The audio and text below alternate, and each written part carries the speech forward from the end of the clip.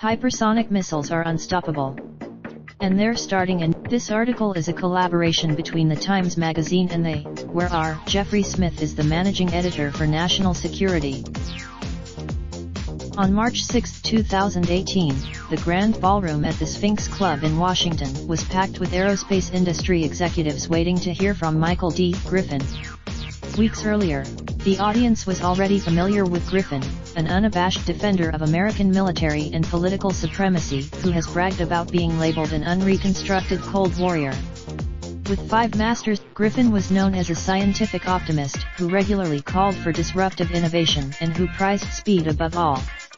He had repeatedly, in recent decades, Griffin's predecessors had prioritized broad research into topics such as human-computer interaction, space communication, and undersea warfare.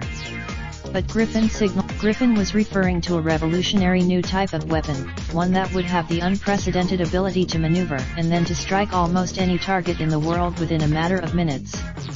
Capable of to follow the development of hypersonic missiles and other military technology. Griffin is now the chief evangelist in Washington for hypersonics, and so far he has run into few political or financial roadblocks. Lawmakers have in 2018, Congress expressed its consensus in a law requiring that an American hypersonic weapon be operational by October 2022. This year, the enthusiasm has spread to military contractors, especially after the Pentagon awarded the largest one, Lockheed Martin, more than $1.4 billion in 2018 to build missile prototypes that can be launched by Air Force fighter jets and B-52 bombers.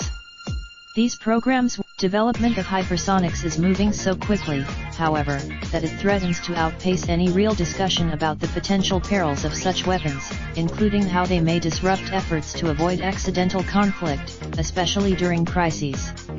There are currently although hypersonic missiles can in theory carry nuclear warheads, those being developed by the United States will only be equipped with small conventional explosives.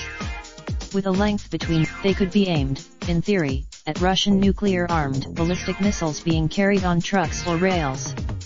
Or the Chinese could. Within the next decade, these new weapons could undertake a task long imagined for nuclear arms: a first strike against another nation's government or arsenals, interrupting key chains of communication and disabling some of its retaliatory forces, all without the radioactive fallout and special condemnation that might accompany the detonation of nuclear warheads. That's why the arrival of such fast weaponry will dangerously compress the time during which military officials and their political leaders in any country can figure out the nature of an attack and make reasoned decisions about the wisdom and scope of defensive steps or retaliation. And the threat and yet decision makers seem to be ignoring these risks. Unlike with this position worries arms control experts like Thomas M. Countryman, a career diplomat for 35 years and former Assistant Secretary of State in the Obama administration. This is not the first. It is possible, the United Nations Office of Disarmament Affairs said in a February report, that in response to the deployment of hypersonic weapons, nations fearing the destruction of their retaliatory strike capability might either decide to use nuclear weapons under a wider set of conditions or simply place nuclear forces on higher alert levels as a matter of routine. The report lamented, so why haven't the potential risks of this revolution attracted more attention? One reason is that, an aerospace engineer for the military for more than 3 decades, Daniel Marin runs one of the world's fastest wind tunnels, and thanks to hypersonics research, his lab is in high demand.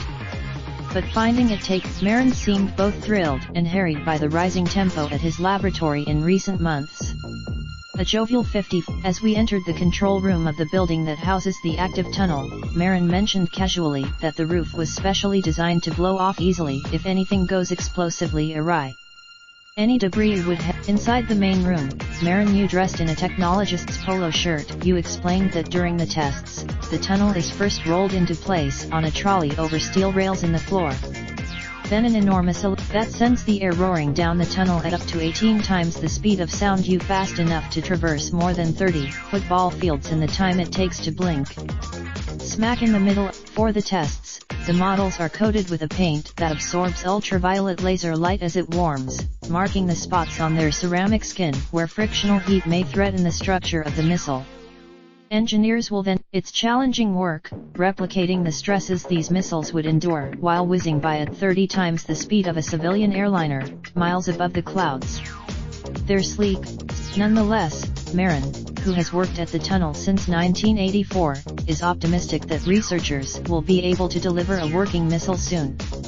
He and his team are. Last year, the nation was confronted with a brief reminder of how Cold War-era nuclear panic played out, after a state employee in Hawaii mistakenly sent out an emergency alert declaring that a ballistic missile threat was inbound.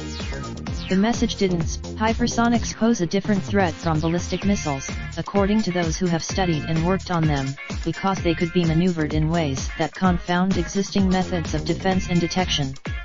Not to mention, how fast is that, really? An object moving. One of the two main hypersonic prototypes now under development in the United States is meant to fly at speeds between Mach 15 and Mach 20, or more than 11,400 miles per hour. This means that one concept now being pursued by the Defense Advanced Research Projects Agency uses a conventional missile launched from air platforms to loft a smaller, hypersonic glider on its journey, even before the missile reaches its apex.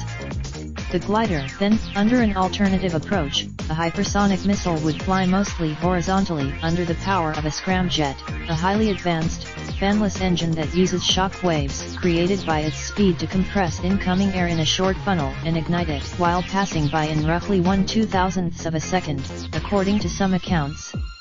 With its skin heated, the unusual trajectories of these missiles would allow them to approach their targets at roughly 12 to 50 miles above the Earth's surface. That's below the ALP. Officials will have trouble even knowing where a strike would land. Although the missiles, during their flight, the perimeter of their potential landing zone could be about as big as Rhode Island.